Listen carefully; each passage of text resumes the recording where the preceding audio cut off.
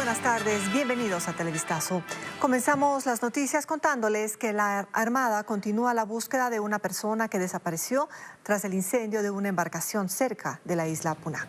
Tania. Hola Gaby, amigos televidentes, así es. El siniestro se registró anoche y más de una decena de personas fueron rescatadas. José Carlos Alvarado viajó al sitio y preparó un informe con los últimos detalles. José Carlos.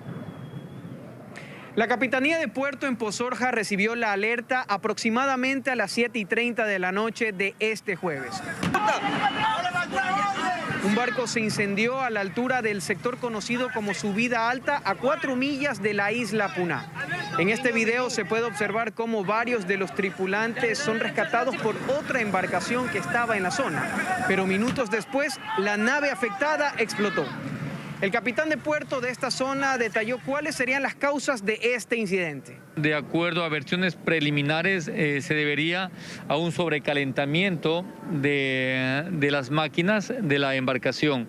Al final fueron 18 personas rescatadas por este siniestro. Sin embargo, las autoridades señalaron que una persona se encuentra desaparecida, por lo que se están realizando tareas de búsqueda en toda la zona. Siempre cuando hay una persona que está involucrada en alguna emergencia, siempre hay que agotar todos los medios, todos los recursos que el Estado dispone o que el país dispone para atender esa emergencia.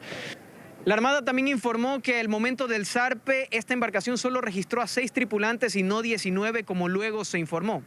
Los restos de la embarcación se hundieron en el mar. Es el informe desde Pozorja, pero continuamos con más en estudios, compañeros. Gracias, José Carlos, por ese informe. Ahora les contamos que un niño de 7 años fue testigo del asesinato de su padrastro en Guayaquil. Él es tratado psicológicamente debido al impacto generado por la violenta escena. A la par, uno de los 3 vinculados al crimen falleció en un hospital tras ser herido en una persecución policial. Diego Cuenca nos describe este hecho. El hombre caminaba por la vereda junto a un niño, cuando de pronto le caen a tiros. Primero aparece un sujeto quien le dispara varias veces en la cabeza. Luego llega un acompañante y lo acribillan juntos. Increíblemente el menor sale ileso, corre desesperado, mientras ambos criminales huyen a bordo de una moto, junto a otro cómplice que los esperaba. Ocurrió la tarde del jueves en la avenida Casuarina, noroeste de Guayaquil. La víctima de 31 años estaría relacionada al microtráfico de drogas. En la humanidad de esta víctima se encontró un paquete con 10 sobres con sustancias posiblemente sujetas catalogadas a fiscalización. El crimen ocurrió en este sector comercial a plena luz del día, incluso cerca de 2 unidades policiales que están a 200 metros de ese lugar del noroeste de Guayaquil. El niño salió soplado por acá. Sin rumbo. Sin rumbo, fue que lo que avisara a la mamá porque al rato vinieron unos familiares de él. Los policías emprendieron una persecución y en un enfrentamiento con los sicarios lograron capturar al conductor de la moto que resultó herido, pero falleció este jueves en la noche en el hospital al que fue trasladado. El policía tuvo que hacer uso de su arma de fuego en uso legítimo de su derecho y la víctima se conoce que hasta ahora falleció también este victimario. Mientras el niño que presenció el asesinato de su padrastro ahora recibe atención psicológica de la policía. El pequeño vive con su madre que cumple arresto domiciliario por microtráfico de drogas. Sí, la señora está con arresto domiciliario en su domicilio. Sabemos que tiene 3 hijos, tiene el niño de 7 años, una niña de 9 años y una bebita de 11 meses.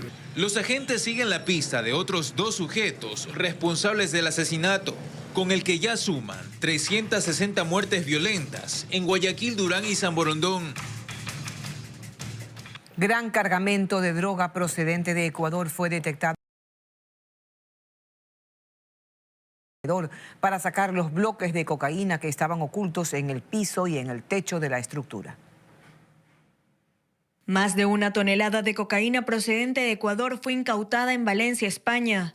El hallazgo se lo realizó en la Operación Olivo, un trabajo en el que colaboraron la Guardia Civil y la Agencia Tributaria Española. Las autoridades indicaron que la mercancía arribó al puerto de Valencia y fue trasladada en camión hasta una empresa local donde descargaron los alimentos. Fue allí donde los uniformados intervinieron. El cargamento salió del puerto de Manta, en Ecuador, avanzó por el Canal de Panamá hasta Valencia, España. Desde ahí pretendía ser trasladado por tierra hasta Pontevedra, en la ciudad de Vigo.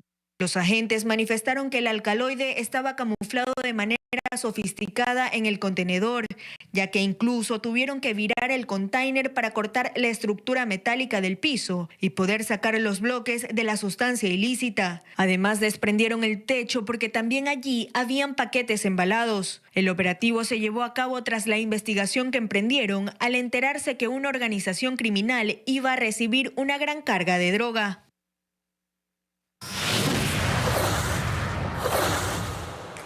El gobierno y los transportistas entraron en la última etapa de conversaciones para definir cómo se aplicará el subsidio de los combustibles a cada modalidad del transporte del país. Una consultoría será la base de la resolución. Francisco Garcés nos cuenta los resultados. Hasta la próxima semana el gobierno contratará una consultoría que dará las herramientas para definir cómo se aplicará el subsidio del precio de los combustibles a cada modalidad del transporte del país.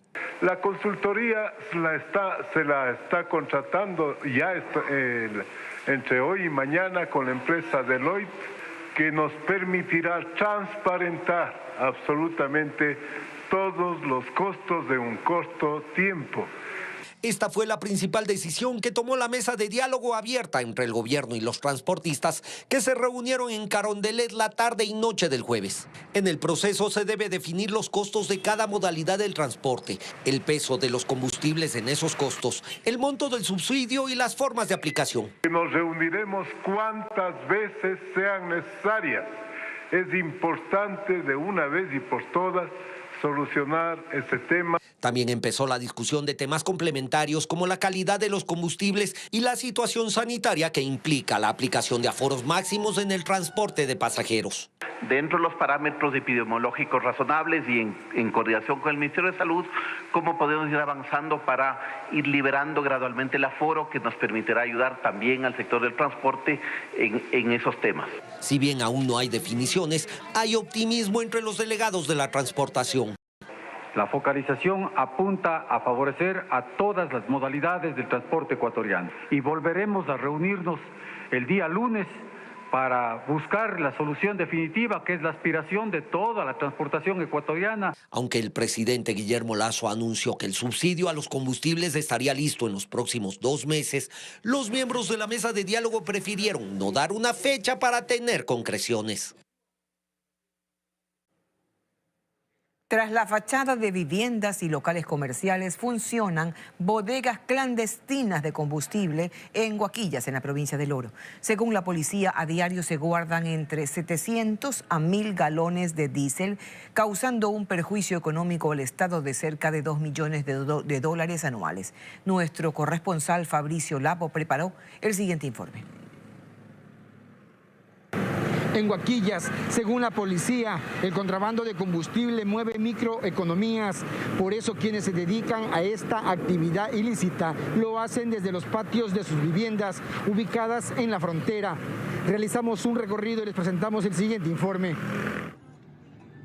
A menos de 100 metros del filo del canal internacional que divide las ciudades fronterizas de Huaquillas en Ecuador y Aguas Verdes en Perú, están ubicadas decenas de viviendas en las que se puede visualizar la entrada y salida de bicicletas y mototaxis las 24 horas del día.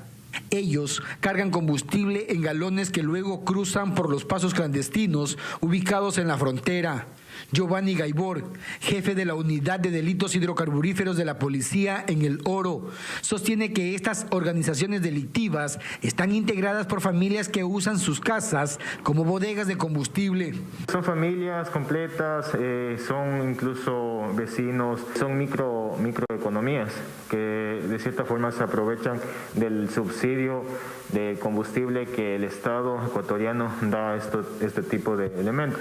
Según investigaciones policiales, el contrabando se realiza en la modalidad de hormiga, es decir, que varias personas transportan pequeñas cantidades de combustible, así como vehículos con tanques adulterados o doble fondo, que llegan a estos sitios que funcionan tras la fachada de viviendas o locales comerciales. Lamentablemente, los vehículos se trasladan de acá del sector, se trasladan a las gasolineras correspondientes, muchos de ellos subutilizados, proceden a cargar más de lo normal y de esa forma posterior obviamente es el tráfico hacia al lado peruano. Sin embargo, en las gasolineras los propietarios de los carros solo pueden cargar $10. Además, deben hacer largas filas porque el carburante se agota en pocas horas. Olger Sánchez dice que durante los 10 años que tiene como taxista, en muchas ocasiones le ha tocado ir a otras ciudades para abastecerse. La gente trafica combustible al vecino país, pues eso no ha parado en ningún tiempo. A lo largo de 50 kilómetros de la vía panamericana que conecta con la frontera sur, desde aquí, desde el anillo vial en Bella India hasta Huaquillas, existen 11 estaciones de combustible funcionando y 2 más en construcción.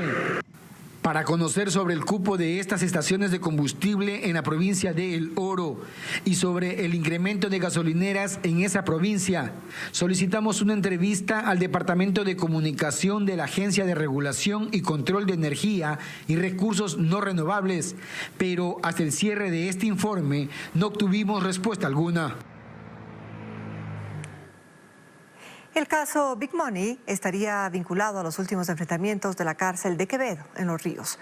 La policía confirma que varios de los fallecidos le daban seguridad a Miguel Nazareno, jefe de la organización que prestaba dinero a altos intereses.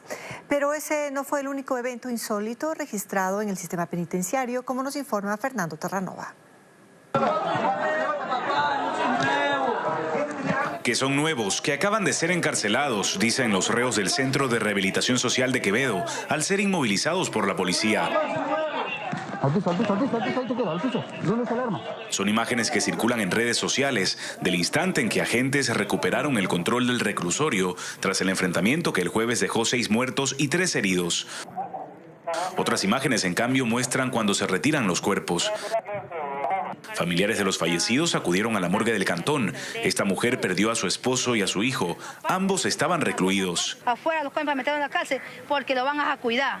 Si no lo van a cuidar, entonces déjenlo afuera que se maten, pues. Con el paso de las horas se conocieron más detalles del mortal enfrentamiento, como que además de las 3 armas que los reos le quitaron a los policías tras someterlos y las 2 que ya tenían, también se les encontraron 19 armas blancas, dinero en efectivo, celulares, cigarrillos y drogas.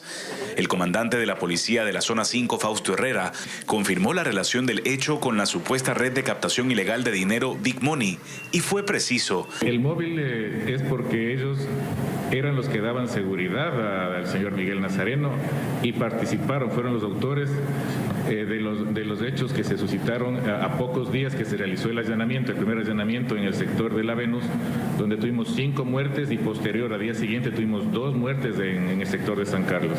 Agregó también que se investiga la posible participación de 2 guías penitenciarios en el crimen.